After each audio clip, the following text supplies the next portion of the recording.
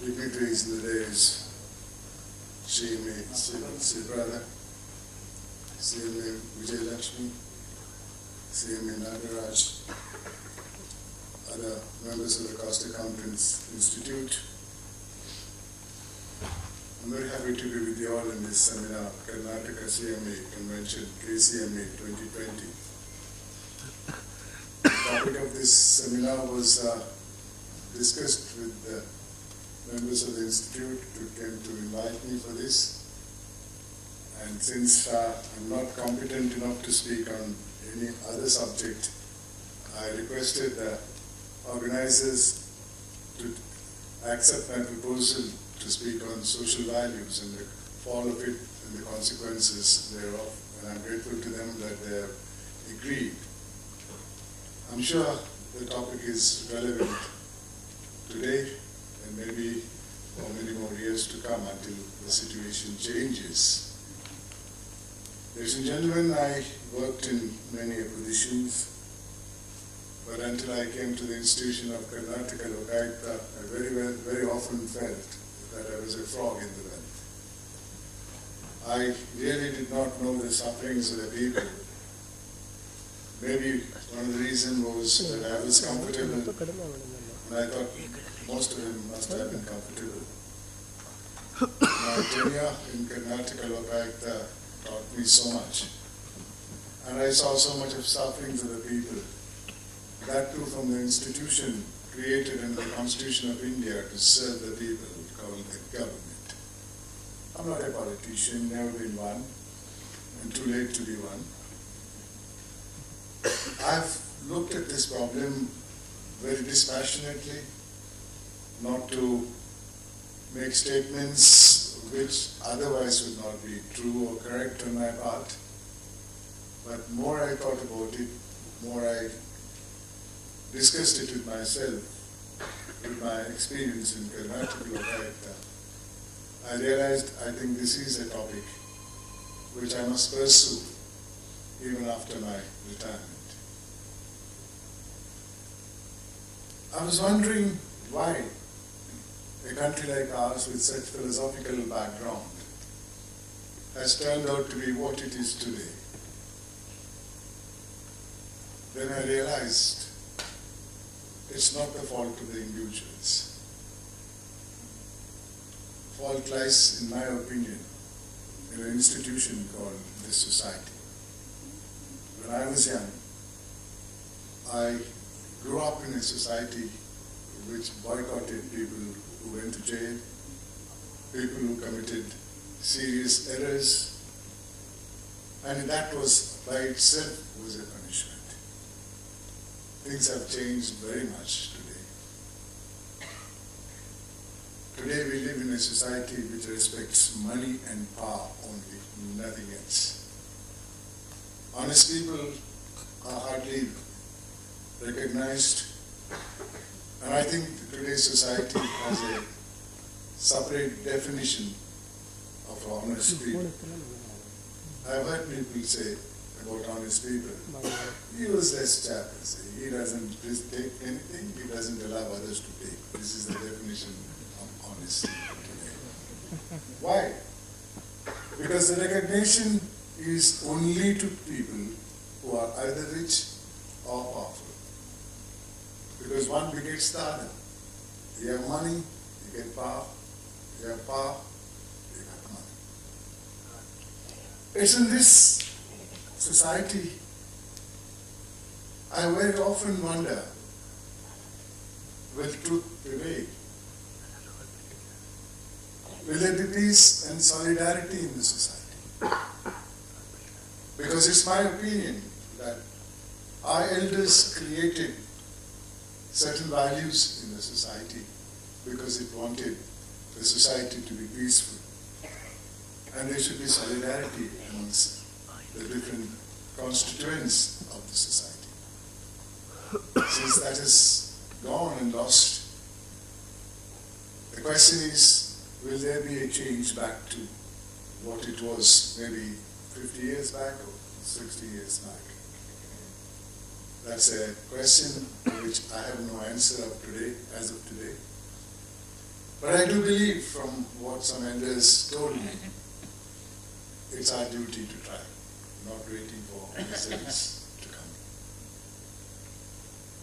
And I realize that if at all that change can be brought, it is through the youth of this country, not through people of my age, because we are the ones who brought this society to this level.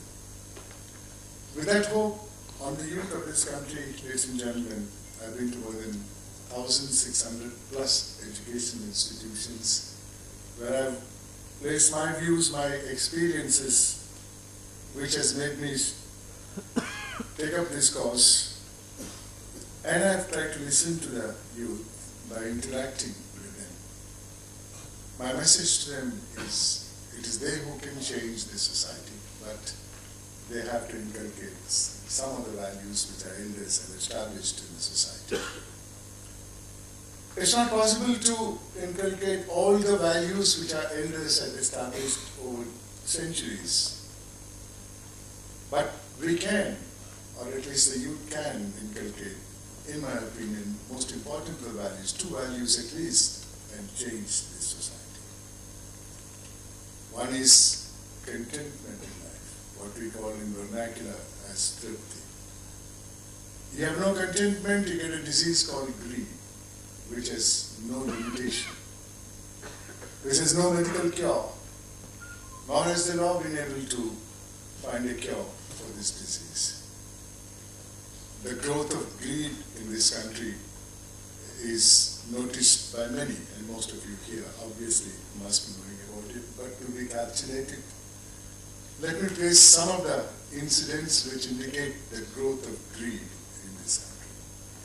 In the decade of 50s, there was one scam called the Jeep scam, importing Jeep vehicles from Great Britain for our soldiers. The country lost 51,000 rupees. It was a huge sum at that point in time. Thereafter, repeatedly many scams came out. Mundra scam of LIC, Dalmia scam of Bharat Bank, Nagarwala scam of Central Bank. When such scams came to the public domain, the number of zeros in the figure started developing. I'm deliberately using the word developing. Come to the decade of 80s, Bofus, a major scam. In that scam, the country lost 64 crores of rupees. Shortage of time, let's jump to 2007. Two scams came to the public domain. The Commonwealth Games. The country lost 70,000 crores of rupees. Same year, 2G scam. The country lost 1,76,000 crores. 2012, Colgate. The country lost 1,86,000 crores. Very many scams have been there thereafter, are under investigation. I don't know how many zeros are going to be in those scams. Ladies and gentlemen, if so much of money gets siphoned off from the treasuries, be it the state or the central treasury, what's the development are you contemplating? Take for example, state of Karnataka.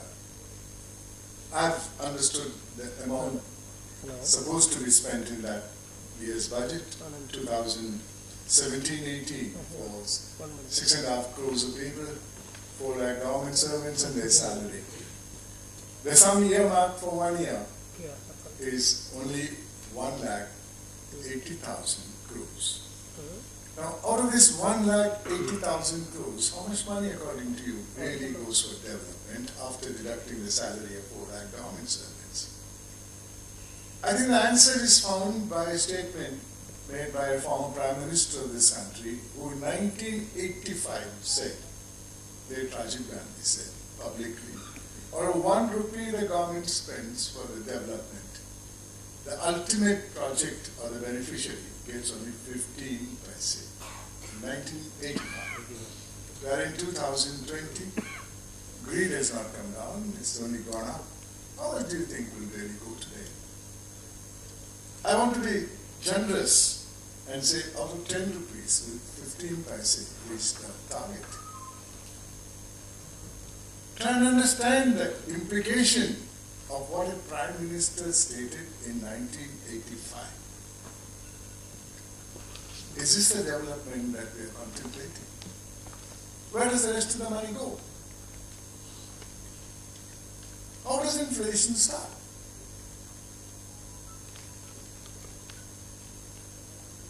This is the question you people, being cost accountants, have to answer one day. Try and understand your responsibility.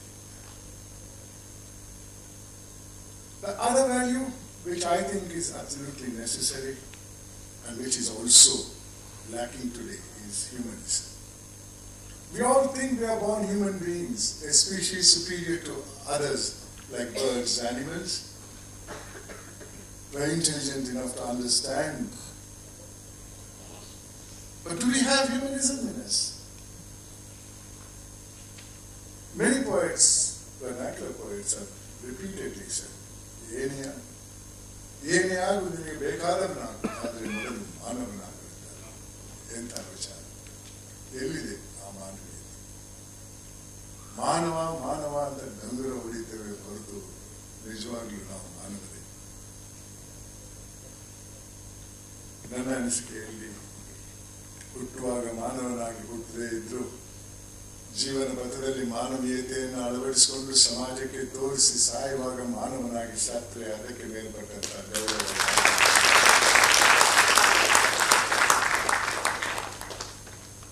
ಆದರೆ who teaches us these values today? When I was young, my parents told me the do's and don'ts of life. If I made a mistake, I was corporally punished. My grandparents told me the values of our scriptures, maybe other dharmas. Their grandparents told them the values of their scriptures. Today, grandparents are in the old age home if they are alive. Parents, both of them are working parents. They also have ambition to succeed in their professional life. They bring their problems home in a laptop and keep working in it. How many other parents really ask their children, what happened today in school? What mischief did you do today? Were you punished? I don't know really how many parents do ask. I have no kids, so I don't suffer from that default. But let us try and understand, where do these children learn the values? When I was young, after being punished at home, when I went to school, I had a subject called moral science, which reiterated what my parents told me. Today, of course, the education system gives so much of information. At a very young age, you learn how to build a rocket or even an atom bomb, probably. That's because the education system gives you so much information. But that system, does it teach you values? How to use this rocket? How to use this atom bomb? Where do we learn?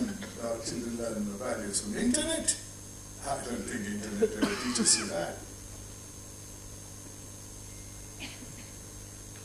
How do we change this society, etc.? It's a question which I have not been able to find a solution.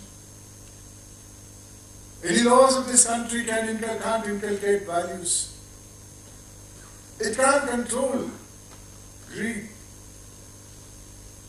For example, in China, the sentence for corruption is death sentence.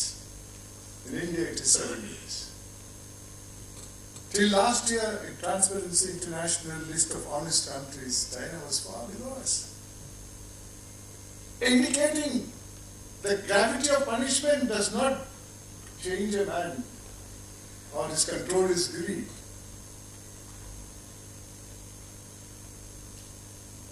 Let us say there are consequences of in our administration because of the lack of these fall in the values.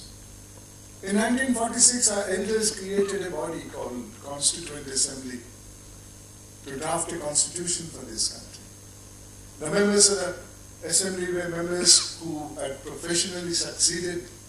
They were identified and they were made honorary members of that assembly. a part of them were elected by the people and sent to the assembly. So it was a composition of people who had succeeded in their life in many ways. That assembly functioned from 1946 to November 1949 and produced a wonderful document called the Constitution of India, which our elders probably accepted as the Constitution of this country on January 26, 1950. In that 4.5 years, many issues came for discussion. There were difference of opinion, but never a fight. Never people, all members of the assembly came to the well of the house, started shouting slogans or walked out. All difference of opinion were settled through dialogue or through voting.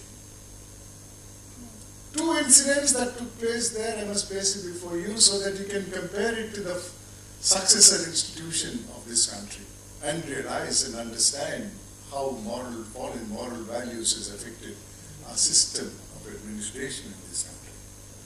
The first issue that came for consideration between the two of them was what type of a political system that this country should adopt when it became independent. I just pleaded with emotion. They said, we Indians were never ever independent. We were under the rules of Rajas, Maharajas, foreigners. They made the laws they liked. And per force we had to follow the law. We had no say in drafting the laws. If you didn't follow the law, we were punished. So they pleaded, now that we're going to become independent, let's select a political system by which every Indian feels this system is mine. This administration is by me, for me.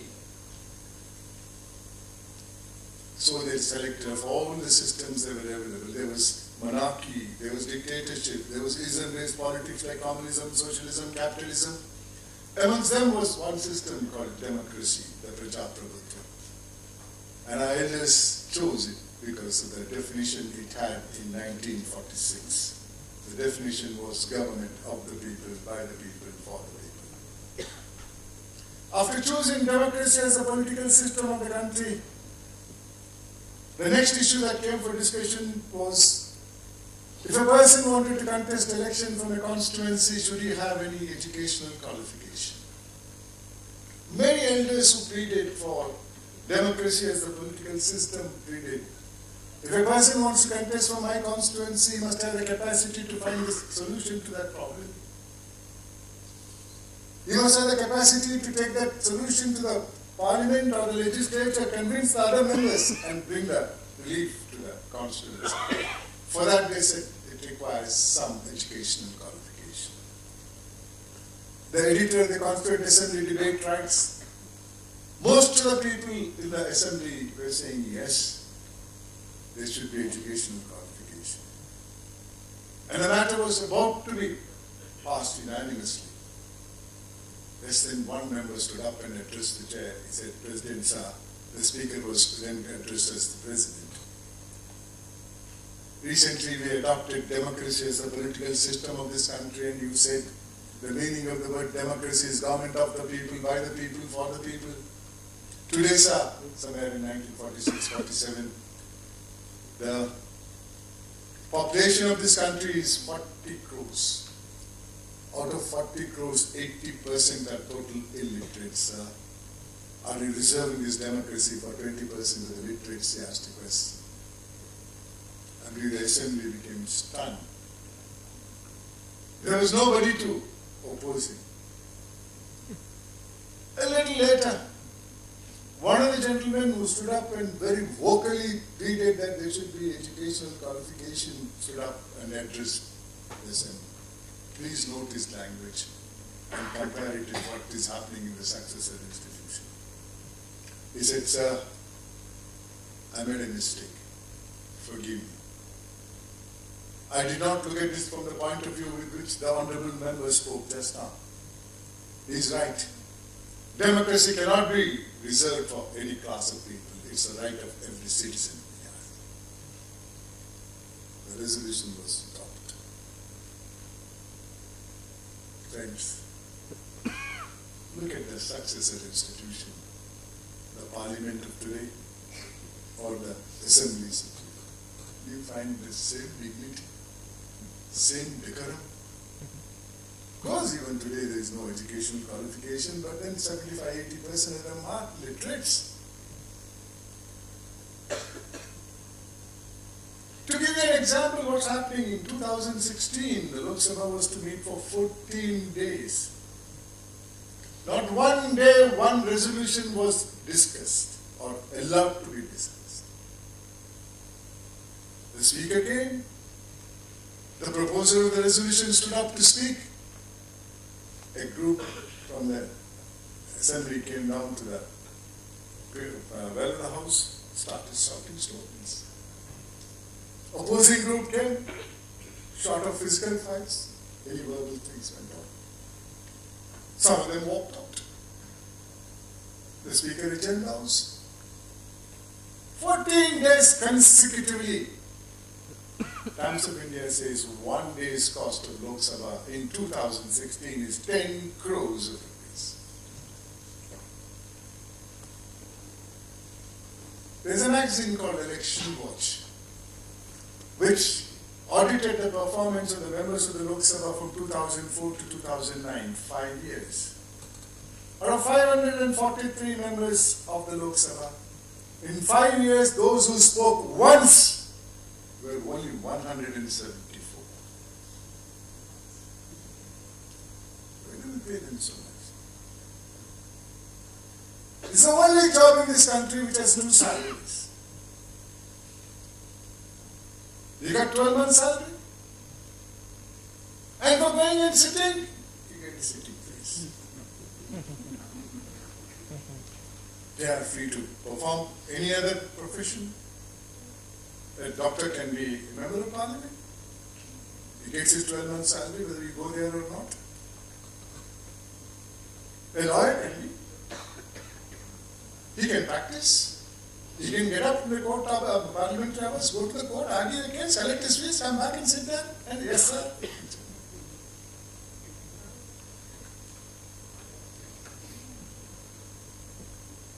Till 2019, from 1981, the salaries of Uttar Pradesh Assembly and ministers' income tax were paid by the Assembly itself. Who passes the law? They themselves. You all know what income tax is. When an instrumentality of the state pays the income tax, who pays the tax on that income tax? Isn't it mockery of the system? Today what's happening? You are just an MLA, not enough. I recently heard somebody say, an MLA, police adhikariyanna transfer ಮಾಡ ಅಧಿಕಾರ ನನಗಿಲ್ರಿ ಏನ್ ಪ್ರಯೋಜನ ರೀ ನಾನು MLA ಆದ್ರೆ ಎಲ್ಲಿಂದ ಬಂತು ಸ್ವಾಮಿ ಅಧಿಕಾರ ನಿಮ್ ಜವಾಬ್ದಾರಿ ಅಸೆಂಬ್ಲಿಗೆ ಹೋಗುವುದು ಚರ್ಚೆ ಮಾಡುವುದು ಕಾನೂನು ಮಾಡುವುದು ಅದು ಬರ್ತೀನಿ ಏನಿಲ್ಲ ಆಡಳಿತ ಮಾಡೋರು ಬೇರೆ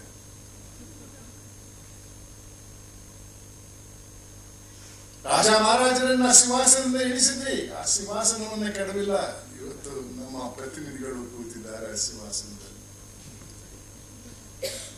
We don't have the money to compensate the farmers who have lost their land and crop because of floods. But we have enough money to buy luxury cars. 29 and 30 of them were recently made. ಚುನಾವಣೆ ಕಾಲದಲ್ಲಿ ನಾವು ನಿಮ್ಮ ಪ್ರತಿನಿಧಿಗಳು ಪ್ರಜಾ ಸೇವಕರು ಅಂತ ಇರ್ತಾರೆ. ಕಾಲಿಗೆ ನಮಸ್ಕಾರ ಮಾಡ್ತಾರೆ. ಚುನಾವಣೆ ಗೆದ್ದ ಮೇಲೆ ಕಾಲನ್ನು ತಲೆ ಮೇಲೆ ಇಡ್ತಾರೆ. ನಾನು ಯಾವ ರಾಜಕೀಯ ಪಕ್ಷಕ್ಕೆ ಸೇರಿದವಲ್ಲ, ಯಾವುದೇ ದುರುದ್ದೇಶದಿಂದ ಹೇಳ್ತಾ ಇಲ್ಲ, ನಾಳೆ ನಿಮ್ಮ ಮತ ಕೇಳ್ತಾ ಇಲ್ಲ. ನನಗೆ 80 ವರ್ಷ ವಯಸ್ಸು, ಯಾವ ಚುನಾವಣೆಗೆ ನಿಲ್ಲುವನಲ್ಲ. ಆದರೆ ಸಮಾಜದಲ್ಲಿ ಆಗ ಹೋಗುವಂತ ಅನ್ಯಾಯದ ಬಗ್ಗೆ ಮಾತಾಡುವಂತ ಶಕ್ತಿ ದೇವರು ಇನ್ನೂ ಕೊಟ್ಟಿದ್ದಾರೆ. ಈ ಸಮಾಜವನ್ನು ಬದಲಾಯಿಸ್ತಿದ್ರೆ ಮುಂದೆ ಕಂಟಕ ಯಾವ ಮಟ್ಟಕ್ಕೆ ಹೋಗ್ತದೆ ಅಂತ ಹೇಳಕ್ ಸಾಧ್ಯವಿಲ್ಲ ಬಂಧುಗಳೇ. ನಾನು ಹೇಳಿದ ಉದಾಹರಣೆ ಇವಾಗ ಸಂವಿಧಾನದ ಮೊದಲನೇ ಸ್ತಂಭದ ಉದಾಹರಣೆ. ಈ ಮೌಲ್ಯಗಳ ಕುಸಿತದಿಂದ 2ನೇ ಸ್ತಂಭ. What is happening in the executive I would like to place before you. The second pillar of the constitution When the second pillar was being discussed in the Parliament, the Constituent Assembly, our elders spoke. They said they are the future administrators of this country. We must have people with highest educational qualification, intelligent lot. Let there be no interference by any one of us in their appointments. Let's establish independent bodies for their selection, they pleaded. And they appointed or established public service commissions to their choice. What's happened to these commissions? Does the word commission have one more meaning other than the English meaning that we all know? Recently, one of the past president of the chairman of the Karnataka Public Service Commission has been charged sheeted by the police for corruption. He and few members, how much money they have taken for appointing Karnataka Administrative Service officers. I'm sure it's happening in the Central Public Service Commission also.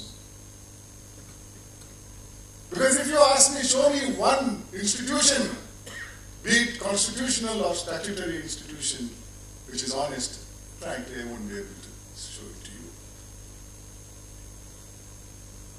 Allah Swami, lancha kottu huddege bandavanu ಪ್ರಾಮಾಣಿಕನಾಗಿರಕ್ಕೆ ಸಾಧ್ಯನಾ? ಅವನು ಹೇಳ್ತಾರೆ, ಹೇ ಬಿಟ್ಟಿ ಬಂದಿಲ್ರಿ, ಕೊಟ್ಟು ಬಂದಿದ್ದೇನೆ. ಈ ದೇಶದಲ್ಲಾದ ಎಲ್ಲ ಹಗರಣಗಳಲ್ಲೂ ಒಬ್ಬರು ಇಬ್ಬರು ಮೂರು ಜನ ನಾಲ್ಕು ಜನ ಆ ಎಕ್ಸಿಕ್ಯೂಟಿವ್ ಮೆಂಬರ್ಸ್ ಇದ್ದೇ ಇದ್ದಾರೆ. ಯಾಕಂದ್ರೆ under rules of business they alone can sign the final order. An elected representative or a minister can't sign. This is the second pillar of the Constitution. Let's take the third pillar of the Constitution, which I served for more than 50 years, the judiciary. The deficiencies which I am pointing out in the other two pillars were there even when I was there. But we followed some principles of not exposing our own institution publicly to maintain the dignity of that institution. Because that is the most fragile institution of the three institutions under the Constitution. It survived not on popularity, but on respect of the people, confidence of the people.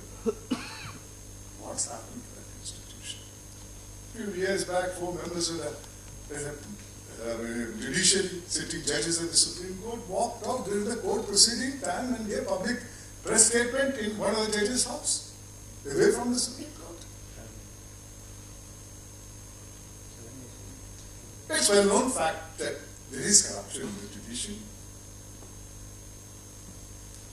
I don't blame them, because it is not only the three pillars of the Constitution which has suffered this constitutional or at least moral degradation. Every profession in the field has suffered it. Take the media. Media is not a creation of the Constitution. It's because of its own good work, people lifted it to the level of the three pillars of the Constitution and called it the fourth estate. What's happened to that media? You must have heard a name for a few years back called Rrtd. The go-between industry's house and the media. The paid news concept. It's a well-known fact that you receive money and publish false news, or you publish news for blackmailing purposes. Then again, you don't stop there. The degradation keeps running through the social fabric. It could be legal profession, it could be medical profession, it could be any profession for that matter, because everybody wants to become rich.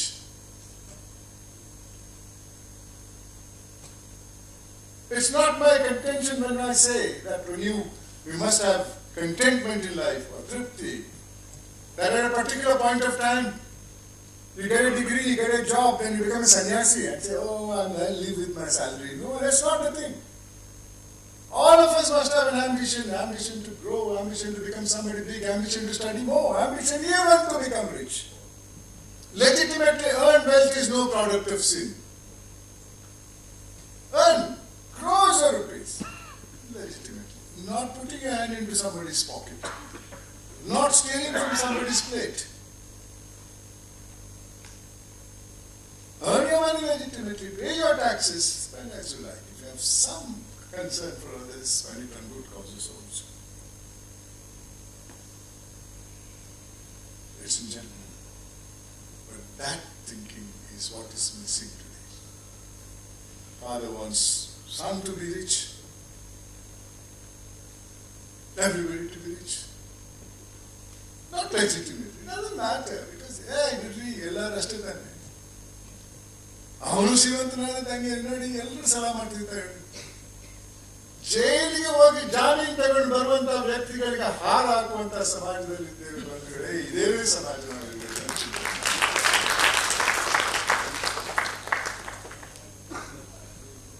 ಹೇಳ್ತಾರೆ. ಅಲ್ಲ ನಾನು ಹೇಳಿದ್ದು ಹೂವಿನ ಹಾರ ಅಂತ ಹೇಳಿದ್ದು sir, ನಾನು ಬರೀ ಹಾರ ಅಂತ ಹೇಳಿದ್ದು.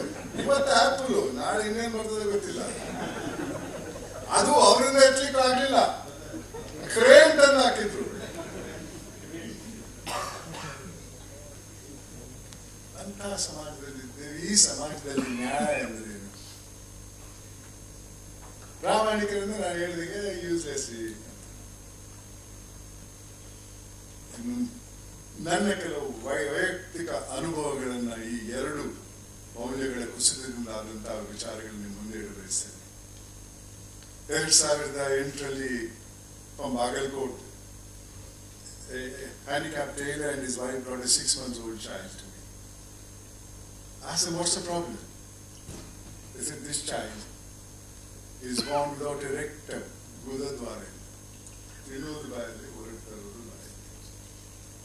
The local doctor said, don't feel bad and not take the child to a specialty hospital where a pediatric surgeon will rectify the deficiency through operation. They believed that and took their child to a government medical college hospital where the pediatric surgeon examined the child. He said, oh, I'll do everything all right, don't worry. But it'll cost you some money. Money is not expenses, it was right. Husband and wife had 200 rupees. They got that money that when the child is in the hospital during convalescing stages, they had to eat somewhere outside for that money. But they gave that 200 rupees to the doctor. He collects that money, puts it in his pocket. And he says, for this 200 rupees, I'll make a hole near the rib cage from where the fecal matters will go out. The child will have no control over the movement.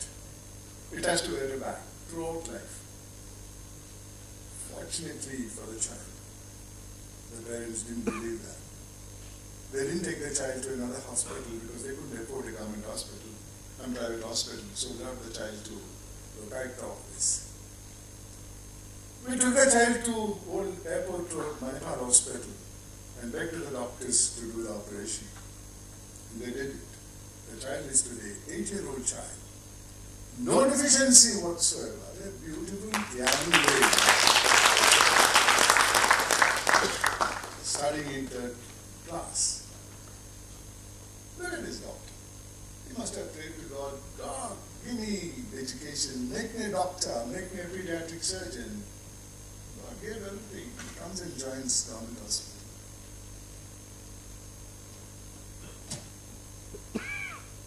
Here he had a golden opportunity of giving a future to that child, but his greed didn't allow him.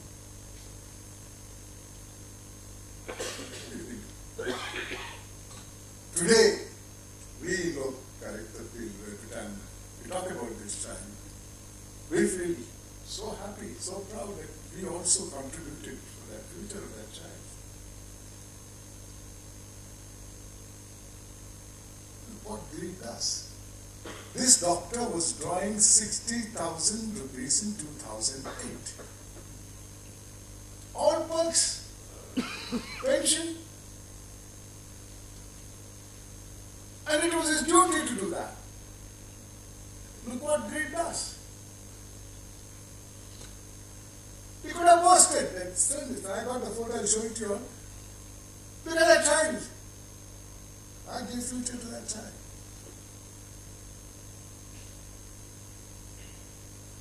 It's one. Now take a combination of lack of contentment and absence of humanism. 2010, an elderly lady, over 80-85 years old, came to Lokayukta. Asked him, what's the problem? She said, sir, I have no income. I have one son working in Mumbai. He sends me 250 rupees by money order. The postman wants 10%. You don't give 10%, it puts an endorsement, addressee not found in 3 visits, and money disappears. He says it goes back, it has never gone back.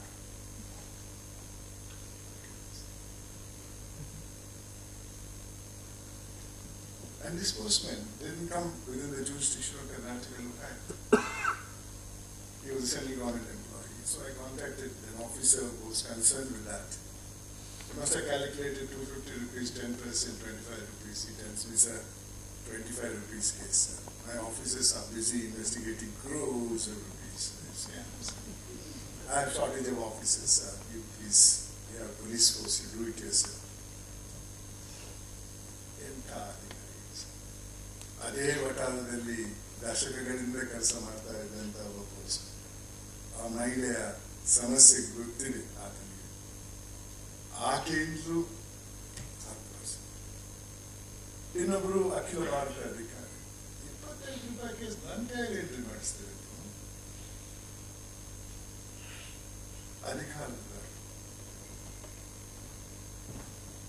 ನಾವು ನಮ್ಮ ಅಧಿಕಾರಿಯನ್ನು ಕಳಿಸಿದ್ದಾಯ್ತು, ಅವರ ಭಾಷೆಯಲ್ಲಿ ಮಾತಾಡಿದ್ದಾಯ್ತು, ಸಮಸ್ಯೆಗೆ ಪರಿಹಾರ ಹುಡುಕಿದ್ದಾಯ್ತು. ಅಲ್ಲಿ ಎಂಥ ವ್ಯಕ್ತಿಗಳಿದ್ದಾರೆ ಸ್ವಾಮಿ ಸಮಾಜ.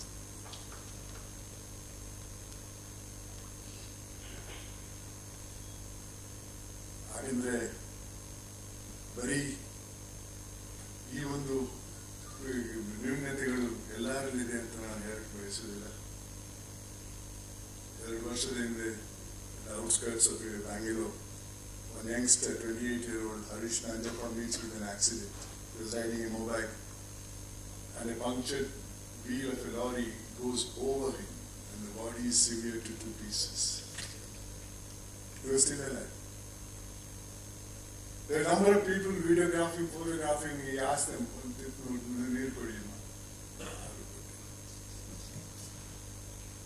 the ambulance comes, the staff pick the bodies, put it in the ambulance, they're still alive. He tells the staff, please tell the doctor to donate my eyes.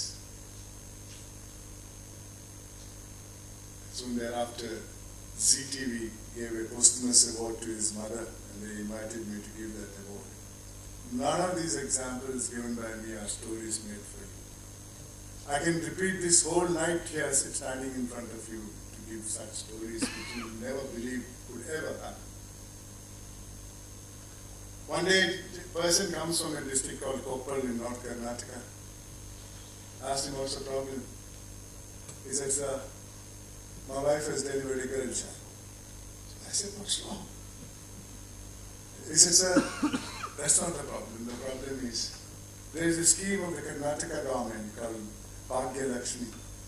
As per that scheme, a girl child born to a poor family is entitled for certain monetary benefit. When I went to the social welfare department and asked them, they said there is no proof that you belong to a poor family, so your child won't get it. I tried and pleaded that he was poor. I believe they sent an officer to investigate and gave a report. As per the report, this man's wife and his accompanying person walked 9 kilometers from their village, came to the district hospital for delivery because that very scheme had a provision which said if a girl child is born in a government hospital, that is one of the pieces of evidence to assess whether the mother was or the father, both of them were belonging to a poor family or not. It was an evidence which can be disproved, provided there was material to the per contra. When they came to the hospital, the staff first said, money, then bed. What little money they had, they gave it. They said, no, not enough. First, you had to send the person, the accompanying person, back to the village to get the money. And she had to walk the distance. Then the staff said, until the money comes, you don't sit here, sit outside. So we went outside and sat in a bus stop opposite to the district hospital. And before the money could come, she delivered a child in a bus stop. What do you think of this? They're human beings. There's a principle in law most of you must be knowing. Vicarious liability, where master is responsible for the mistakes of the servant. Utilizing that principle in law, I sent a report to the government saying it's because of your staff that child was born in the bus stop. Otherwise, that child would have gone there to come to hospital, which itself was a sufficient proof to give this child the benefit. Come and get it. But let's make a reflection on ourselves and see what sort of people are we? Do we deserve to be called human beings? Ladies and gentlemen, it takes a lot of efforts to change this society. As I understand, there is no other way. Unless you change this society, we will suffer more and more indignities of this nature. You have the real desire to change. Understand the responsibilities of your profession. Understand the responsibilities which is endowed on you to discharge on the discharge of your duties. Don't compare it with another profession. Like this morning when I was thinking, looking at my calendar and I thought I was to come and address here, I was making a comparative responsibilities of a doctor, of a lawyer, and a chartered accountant. And maybe a cost accountant in that chartered accountant. Your responsibilities are totally different. Take a lawyer. He is bound by law. His duty is to provide relief to his client within the framework of law. And one of the requirements of framework of law is to prove that he is not guilty beyond reasonable doubt. It's for the prosecution to prove that he is guilty beyond reasonable doubt. So the defense counsel has to prove there is an element of doubt which is good enough to get an acquittal. That argument may not be ethical, but it is legal. So he can use his legal ingenuity to give relief to a person who otherwise he himself knows has committed guilty, but then that is discharging his professional duties. Take a doctor. His is more responsibility towards his patient. His duty is to save that patient. Of course, an element of ethics involved in this profession. That ethics is that he should not cause damage to another person in the process of treating this person, for example, in transplantation of organs. He can't steal somebody else's organ to save another patient. But otherwise, his responsibility is to save the patient. But when it comes to you, chartered accountants, your responsibility is not only to your client, your responsibility is to the public at large. When you disclose, when investing public, what are the assets of the company you are going to recommend for investment.